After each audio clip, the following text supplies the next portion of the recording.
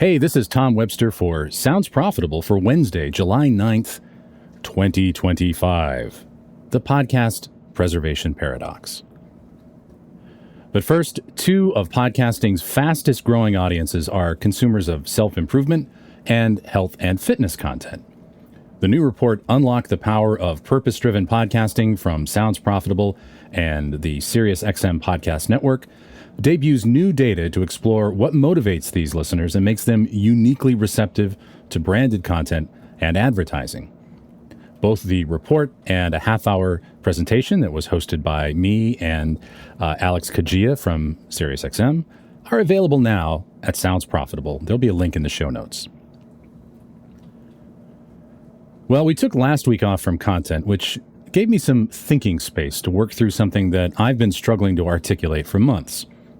How do we encourage and promote the expansion of podcasting into new forms while still protecting the essence of podcasting? And what even is the essence of podcasting, and should we even be protecting it? Now, these are big questions. These days, maybe even existential questions, at least in some countries. I've been tracking the evolution of podcasting for 20 years now, and lately, I'm watching an increasingly familiar drama unfold. On one side, you have preservationists worried that podcasting is losing its soul to video. On the other hand, you have growth advocates celebrating YouTube's expansion of the medium to new audiences. Both sides are digging in, treating this like it's a zero-sum battle for podcasting's future. And by the way, it's a bit of a platform war as well, which is a confounding variable. But here's the thing, they're both right. And the binary thinking is getting in the way of smart solutions.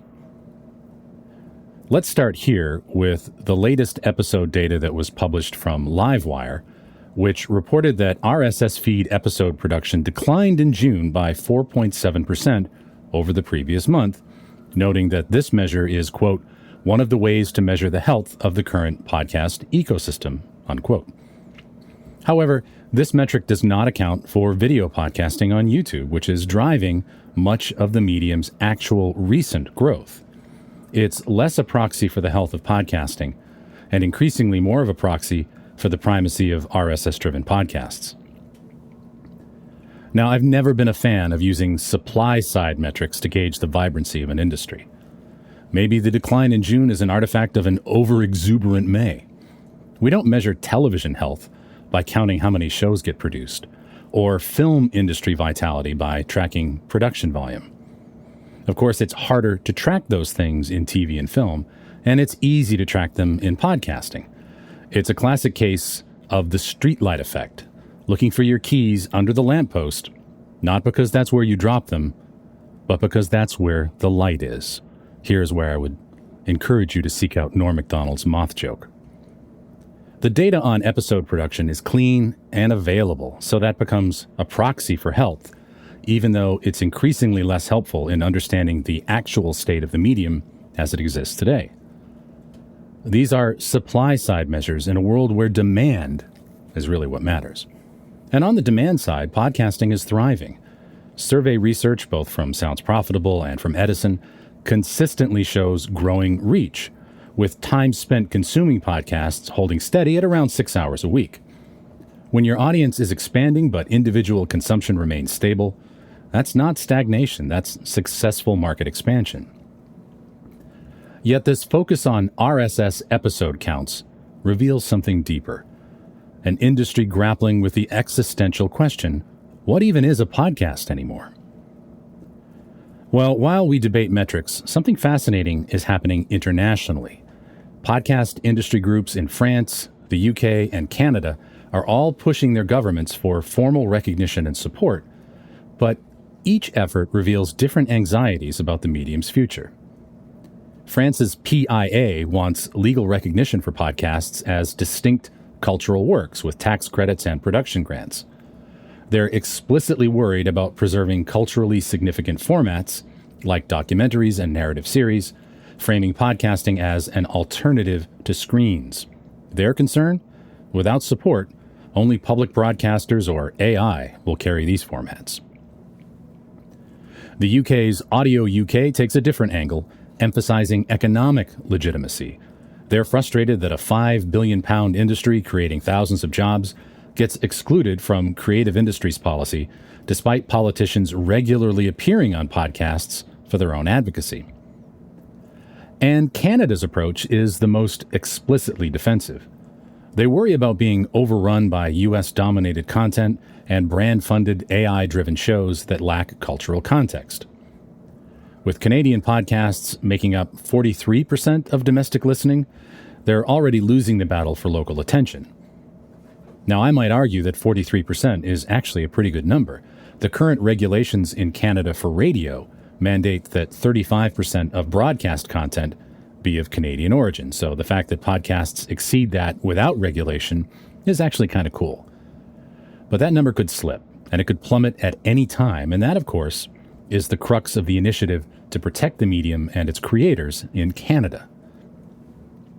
3 countries, 3 different focal points: cultural preservation, economic recognition, and content sovereignty. However, all 3 share the same underlying anxiety that podcasting's current growth trajectory might fundamentally transform what they're trying to protect.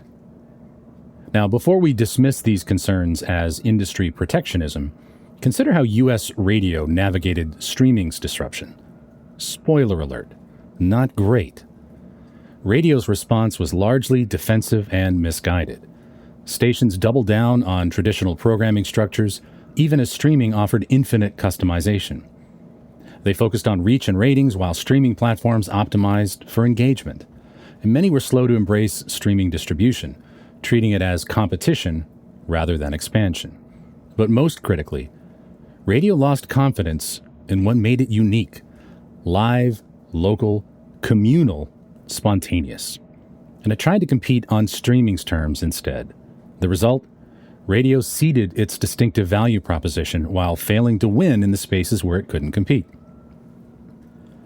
Now, the lesson isn't that change is bad, but that abandoning core strengths while chasing new trends can be catastrophic. Now, here's where I part ways with pure growth advocates.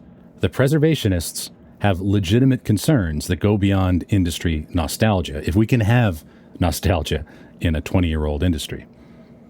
Audio podcast advertising rates are higher than typical video impressions for a good reason.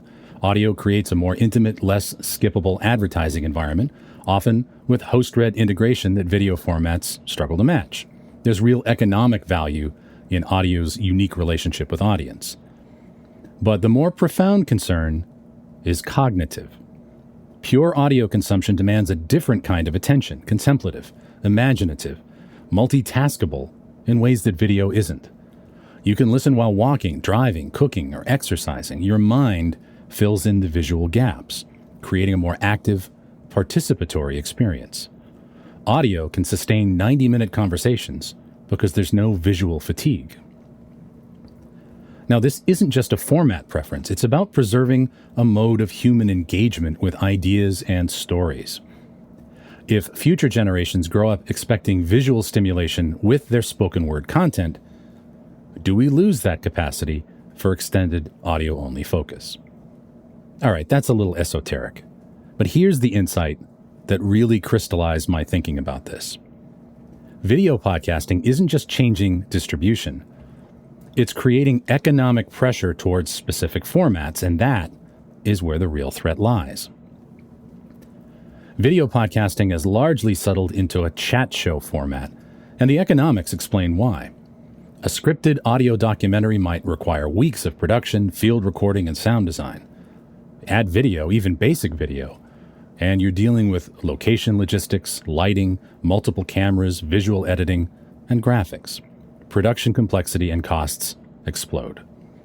A 3-person interview? Set up cameras, hit record, minimal post-production. The economic incentive here heavily favors chat shows. This creates genuine risk for audio's creative diversity.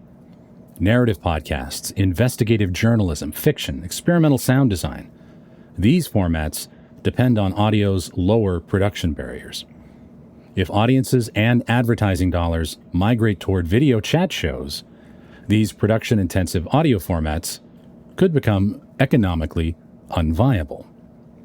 The French concern about documentaries and narrative series disappearing isn't a case of format nostalgia. It's recognizing that market forces naturally favor the cheapest video content over more expensive audio artistry. Well, now this reframes the entire preservation debate. Instead of protect RSS feeds from YouTube, the question becomes, how do we ensure economic incentives don't accidentally eliminate valuable creative forms? I'm not talking about stopping podcasting's evolution or picking technological winners. I'm talking about preventing economic pressures from inadvertently creating a creative monoculture. Video podcasting's growth should be celebrated. It's bringing new creators, bigger audiences, and easier monetization to the medium. But we can champion that expansion while ensuring audio's unique creative possibilities survive. And the solution isn't resistance to change. It's targeted support for formats that can't easily adapt to video economics. Tax credits for higher production audio content, funding programs that prioritize work that require audio artistry, cultural policies that recognize audio-intensive production as distinct from video chat content. My definition of podcasting over the years has evolved to audio-first on-demand episodic content. Audio first, not audio only. Acknowledging video's role while maintaining audio's primacy. This isn't about technological purity. It's about preserving what makes podcasting distinctive while allowing healthy evolution. The industry is big enough for both chat shows and audio documentaries, for YouTube growth and audio intimacy, for mainstream reach and niche artistry. The goal shouldn't be choosing sides. It's ensuring that economic forces don't inadvertently narrow our creative possibilities. Growth and preservation aren't mutually exclusive. The most vibrant creative ecosystems support both popular formats and challenging artistry, as well as mainstream appeal and experimental work. Podcasting's future doesn't have to be a choice between scale and soul, but it will require intentional effort to protect what's valuable while embracing what's possible. The preservationists and growth advocates are both trying to protect something important. And maybe it's time we stop treating these concerns as contradictory and started building solutions that honor both. Thanks again for listening to this week's podcast, The Podcast Preservation Paradox. For Sounds Profitable, I'm Tom Webster, and I'll see you next week.